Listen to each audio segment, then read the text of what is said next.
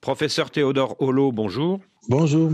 Qu'est-ce qui va changer avec Donald Trump dans la politique africaine des États-Unis? Ce qui pourrait éventuellement changer, c'est un intérêt pour les ressources minières d'Afrique dans le cadre de la compétition avec la Chine, puisque les États-Unis veulent maintenir leur rôle de première puissance, non seulement au plan militaire, politique, mais aussi économique. De ce point de vue, il peut y avoir une évolution avec le président Trump, qui, durant son premier mandat, n'avait pas manifesté un grand intérêt pour le continent africain. Donc un intérêt plus marqué pour l'Afrique centrale et l'Afrique australe que pour l'Afrique de l'Ouest.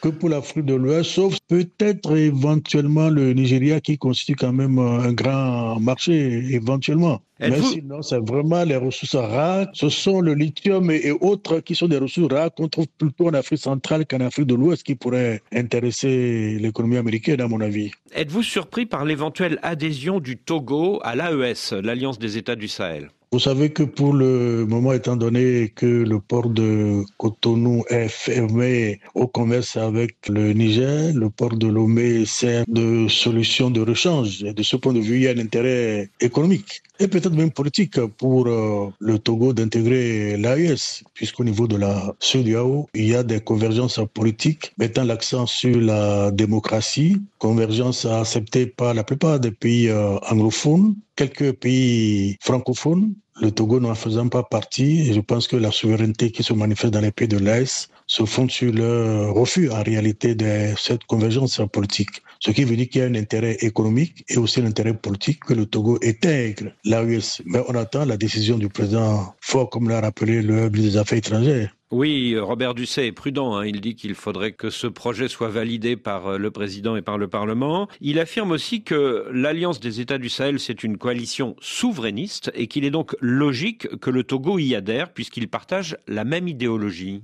Je crois que les États souverainistes doivent savoir que nous sommes dans un monde globalisé. Et je constate que beaucoup de ces États, tout en rejetant la présence militaire française, initient une coopération militaire avec d'autres pays tels que la Russie.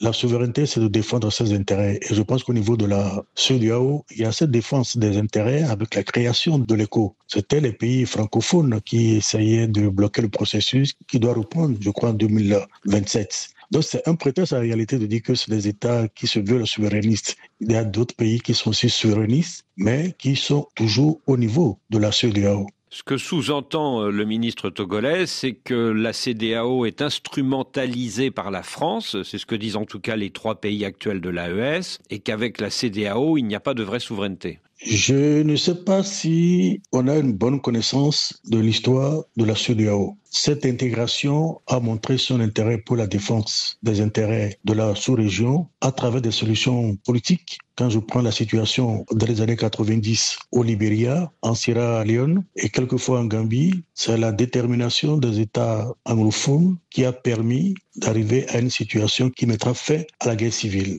À l'époque, les Français étaient beaucoup plus sensibles et quand le président Faure a succédé en 2005 à son papa, alors que c'était le vice-président Nachaba, président de l'Assemblée qui devait le succéder, Obasanjo, le président du Nigeria, voulait intervenir. Il lui a été rappelé que c'est le domaine de la France, d'où le refus de la CEDEAO de s'impliquer dans cette affaire. Je ne pense pas que le Nigeria ou le Ghana peuvent être considérés comme des laquais de la France. Être souverain, c'est prendre les décisions qui s'imposent en tenant compte des intérêts de son pays et non pas des intérêts de la classe gouvernante, de mon point de vue. Je crois que quelqu'un comme Sankara était très souverainiste, mais n'a jamais décidé de quitter la CEDEAO ni l'Union africaine. Et je rappelle que la condamnation de coups d'État ne se limite pas à la CEDEAO. Ça a aussi un élément d'exclusion ou de suspension au niveau de l'Union africaine. L'Égypte a été à un moment donné suspendue avant de réintégrer l'Union africaine. Donc pour vous, la CEDEAO n'est pas instrumentalisée par une puissance étrangère comme la France? Je ne pense pas que la France, elle seule, puisse imposer son point de vue. C'est peut-être un argument très facile pour justifier certaines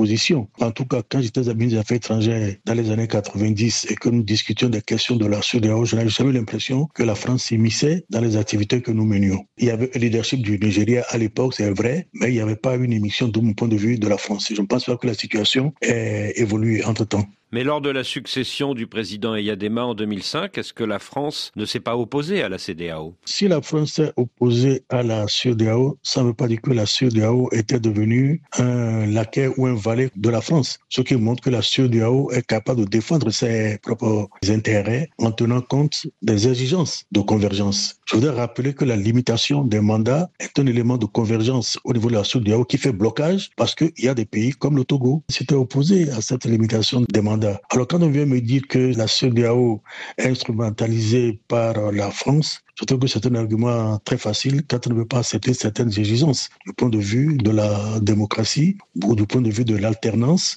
du point de vue de la limitation des mandats. Et c'est sur la base de ce refus que des pays comme le Mali, comme le Burkina Faso se sont retirés aujourd'hui de la communauté. Voulez-vous dire qu'il y a une convergence entre les trois pays de l'AES et le Togo d'un point de vue idéologique? C'est une évidence de mon point de vue en tenant compte de ce qu'aujourd'hui, dans ces pays, nous sommes dans des régimes où l'alternance n'est pas encore une évidence. Donc il y a cet élément de convergence idéologique qui peut expliquer cette proximité. Il y a aussi les intérêts économiques parce que le Togo aussi, en tant qu'État souverain, défend ses intérêts. Sur le plan économique, justement, depuis que la frontière Niger-Bénin est fermée, les marchandises à destination et en provenance du Niger ne passent plus par le port de Cotonou, mais par celui de Lomé. Avec une adhésion du Togo à l'AES, est-ce que cette route commerciale ne serait pas encore plus renforcée et validée? Ce sera validé, mais si vous écoutez les propos des commerçants nigériens, il y a des difficultés parce qu'il faut traverser le Togo et traverser le Burkina Faso avant d'aller au Niger. Or, je crois savoir que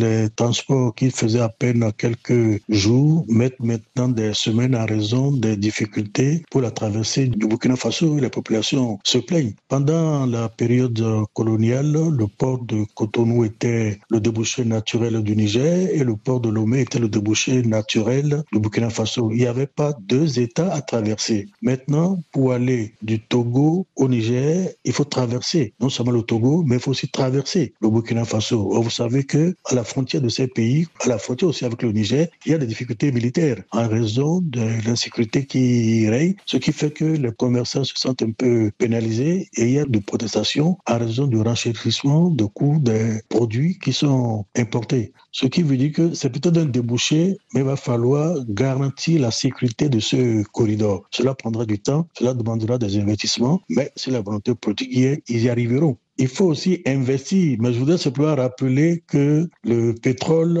passe toujours par le port de Semé, le pétrole du Niger. Alors en effet, le pétrole du Niger est évacué actuellement par le Bénin. Comment expliquez-vous d'ailleurs que malgré la fermeture de la frontière Niger-Bénin, eh bien votre pays, le Bénin, accepte quand même de faire sortir le pétrole nigérien par son territoire?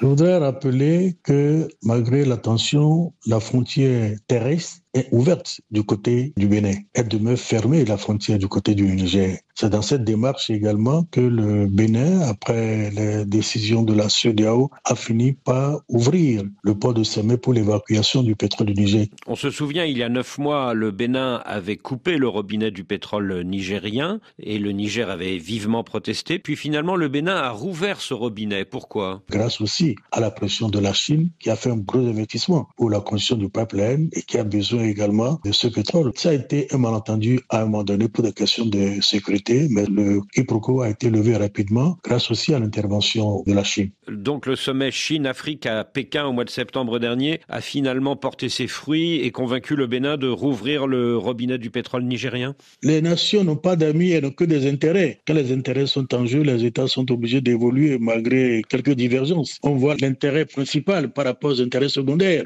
Robert Ducet affirme que la majorité des Togolais sont favorables à l'idée d'entrer dans l'AES. Qu'est-ce que vous en pensez? Je ne sais pas s'il a fait une consultation. Je ne sais pas si la classe politique togolaise est de ce point de vue quand j'écoute l'actualité au Togo. Mais il connaît mieux son pays que moi.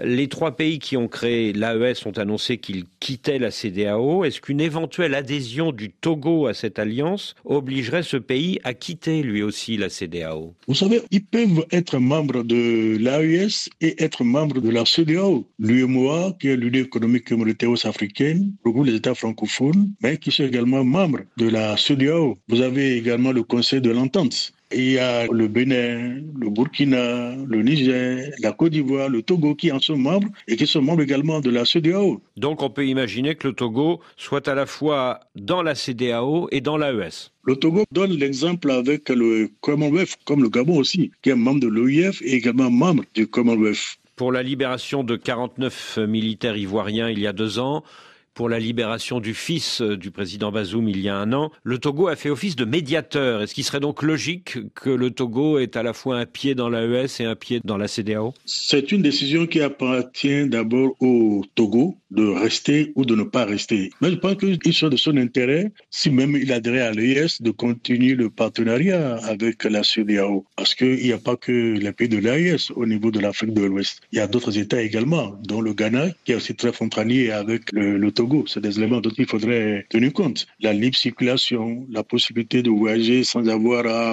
le libre établissement, sont aussi des facilités qu'offre l'intégration sous-régionale avec la CEDEAO. Donc il y a aussi cet avantage. Il y a quelques jours, le Ghana a invité le capitaine burkinabé Ibrahim Traoré à l'investiture du nouveau président John Dramani Mahama. Aujourd'hui, le Togo envisage d'entrer dans l'AES. Est-ce que cette alliance n'est pas en train de marquer des points? Je vous ai rappelé que nous sommes des pays voisins. Des relations de bon voisinage constituent une nécessité dans l'intérêt de nos populations. Le Ghana ou la CEDEAO n'est pas en guerre contre les pays de l'AES. Donc, il n'y a pas d'interdiction à ce que le nouveau président ghanéen Mamad invite le capitaine Ibrahim Traoré à assister à son investiture. Nous ne sommes pas des ennemis. Nous n'avons pas les mêmes convictions, nous n'avons pas les mêmes convergences, mais nous appartenons à un ensemble commun dans lequel nous devons travailler pour préserver la paix dans l'intérêt des populations. Professeur Théodore Hollo, je vous remercie.